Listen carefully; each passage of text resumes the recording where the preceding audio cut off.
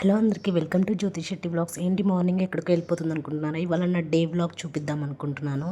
First train అయితే ఎక్కేసాను. బారా మసాలా వచ్చింటే తీసుకొని తినేసాను. క్యూట్గా అనిపిస్తున్నాయి కదా కీ చైన్స్.